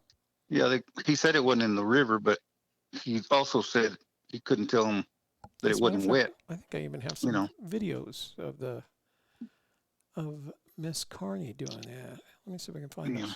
Okay, keep talking. I'm listening. And where that man said the warm water halts, well, that's where your drive starts, because he tells you get in your car, start it at warm water's halt. He's on the highway. He's on the road. You just got to figure out where. Yeah. And I mean, you know where. That's about the area that it's in. So that's where you start your drive. Not too far, but too far to walk, which is 8 to 10 miles. Mm-hmm. Depends on where you pinpoint your start. And there's no warm waters there, but there is something that means that where you start. And you're in your car, because he said get in your car and start it there. You're sitting in your car. That's why he tells you drive down the, not far, but too far to walk. Take it in the canyon down, which there is a canyon down. You're not in a canyon. Everybody thinks you're in a canyon, but you're really not. But there is a canyon down. So if you're not in a canyon, then where are you? You're at the starting point. Above it. North is up, south is down. Remember he said. So when he uses. Remember he's a Texan. He says, "We'll take it on the canyon down." He doesn't mean you're in a canyon. So he's pointing to a canyon that is at the end. That's the end of a canyon. So canyon down. That's what I'm asking. So if. Yeah, and there is a canyon down there. You know which one it is. Yeah, I know exactly which one it is. Right. And from that canyon to the starting point is about 10 miles. Or considering that you and I think this thing is probably in the same area, we ought to be working together, and then we could split it. We could split it. Well, call me tomorrow and we'll get together. After the sale at the auction. That's right. So you've had more time in it than anybody else. So no. That's the way I feel. There's some more people that have had a lot more time in it than me. Yeah, but anyway, you're the one that revived me back on it. I heard about it in Is that a good? I'm not sure that's a good thing. Yeah, well, getting in people. 2000. Hey, thanks, Toby.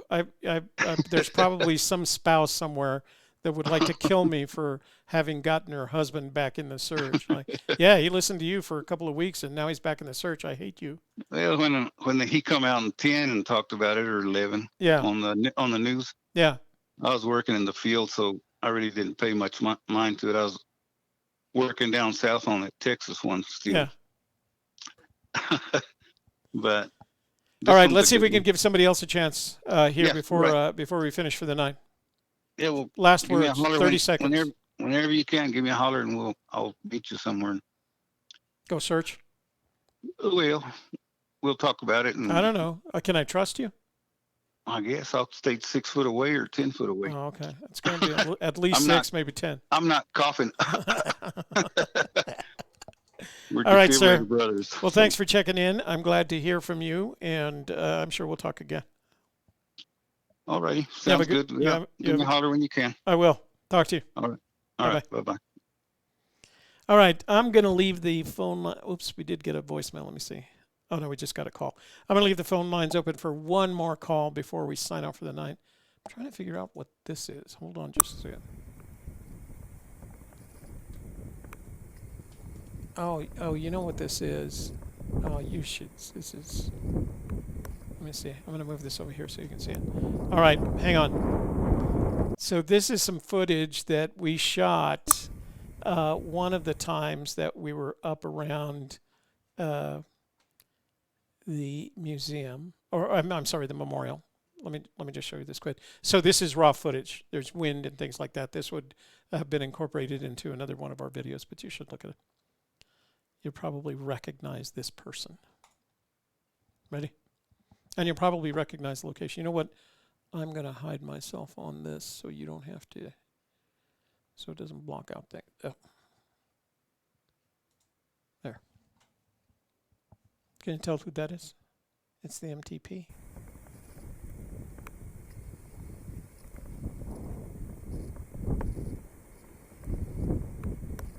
So this was shot with a stabilized gimbal.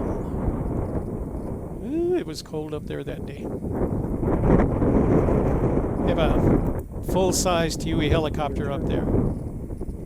Here. And then they've got that soldier riding home. Turn back towards the helicopter.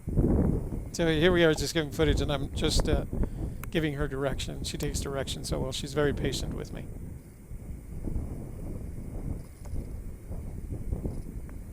That was shot with a DJI Osmo. Great little handheld gimbal. So, I don't know why that didn't end up in one of our videos, but there we are. To recognize all of that going on, huh? Yeah, that's right, Sassy. That's the Vietnam Veterans Memorial at the New Mexico Vietnam Veterans Memorial at Angel Fire. And that was probably a year ago, maybe two years ago when we went up there. We got some footage there. We got some footage in the Cimarron. Oh, Nemo, I saw that you sent it to me. Thank you for that. So, Nemo, I pack everything over the weekend, and then I ship them out on Wednesday. I ship them USPS priority. So, depending where you're located, it usually takes 2 to 3 days to get there. It's either 2 or 3 days. When I send stuff to Tony, it's always 3 days because he's in Idaho. But if you're, Denver or a major city, it's always 2 days. So I'm not sure how the USPS figures out, but it's fast. It's fast, and I want to make sure that we keep the USPS from being privatized. I don't like when people talk about privatizing things. I hate it when people talk about privatizing government services. I think that's just a way for companies to make profits that they don't deserve. But that's radical me talking. All right, guys. So I'm gonna put the phone on Do Not Disturb, and whoops, wrong one. And then we'll close up for the night. So I want you guys that are seeing this now, don't be worried about Shelley not being here. It's business. She and I agreed that this was a good way to handle it because she wasn't, when I'm on the phone calls, she just has to basically spend time listening to the phone call. And there's other things that she could be doing to help grow our other business. As a matter of fact, as soon as I'm finished with this show tonight, we're going to be on a phone call. We'll be on a joint Zoom phone call doing some additional work. So let me see. what other news do I have for you? So I'll be here Friday. We will be here Friday. And I should have more information on the webinar that we're going to be doing on May 30th. That webinar is going to last 6 hours. And what I'm going to do is open all this up to you. I'm going to show you the hardware and why I picked it. You'll have to register for it, and I should have the landing page by Friday. I'm going to show you all the hardware. I'm going to talk about the software. I'm going to show you how to use Zoom, how to integrate Zoom in OBS. 6 hours. The last hour is going to be, now it's a webinar, so you won't be able to see each other, but you'll be able to chat. It's a me go out this way. You'll be able to chat and ask questions in the chat room. Shelley will be monitoring the chat room. And then for the last hour, we're just going to open up the phone line. So if you have any questions about anything we're doing, but you're going to see the whole setup, and I'm going to explain why I selected this computer, this internet service, this as Mike likes to call it, soundboard, how you connect the phone to that, how you use OBS, why I'm picture-in-picture with the text overhead, etc., etc. I'll show you how to make those lower thirds so that they can rest on them, and I'm just going to share all the secrets of live streaming on YouTube. That's 10 to 4 Mountain Daylight Time on Saturday, May 30th. So just keep an eye out for that. I should have the registration page up by Friday. And then I do have plans for Saturday. I am going out and I'm going out to shoot some footage of the Rio de los Pinos, not drone footage because my drone hasn't arrived. I just got a message today. It's not going to be here until the 16th. I said the new one. But I am going up there for a day. I'll be back in time to do Church of the Search. So I don't expect to do any bike riding on Saturday. All right. So again, thank you for joining us. Thank you for getting us over 6,600 subscribers. Thank you for your care on Saturday night. I can assure you that if something happens to me, Shelley will know and will let you know. But I don't expect, and Shelley doesn't. You ask her, and she's always expecting that, like my children. My children and Shelley all expect that I'm going to pay off my mortgage. So. Oh, that's interesting. Okay, so something interesting just happened. You can't see me. Let me see if I can get the... So because there was no conversation going on... So here's what happened. Here's why I disappeared. Zoom just... Let me see if I can activate this camera. No, it's not going to let me. There we go. So Zoom, I left Zoom open, right? Because that's Shelley and I were using Zoom to communicate so that she could be in the show. When she left, Zoom, after 40 minutes, came to the conclusion that there was no activity, and that's why I'm big right now because I'm right in front of the camera.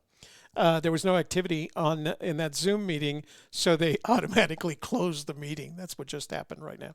So sorry about that. It's been a fun night. We'll have to learn how to take care of that. And Brad and Sarah, I am still working with YouTube to get your refund. I think we'll get it. I'm starting to get progressively angrier at them. So, but we'll get it back for you. And if not, I'll take care of it. If I have not, we'll just take care of it. All right. So thank you for joining me tonight. I appreciate it. And I'm sure if the Magical Treasure Princess was here, she would appreciate it. We really, I hope, as I say, I hope you guys had as much fun as we did because we had a lot of fun. We'll see you on Saturday night. We'll see you on Friday night at 7 p.m.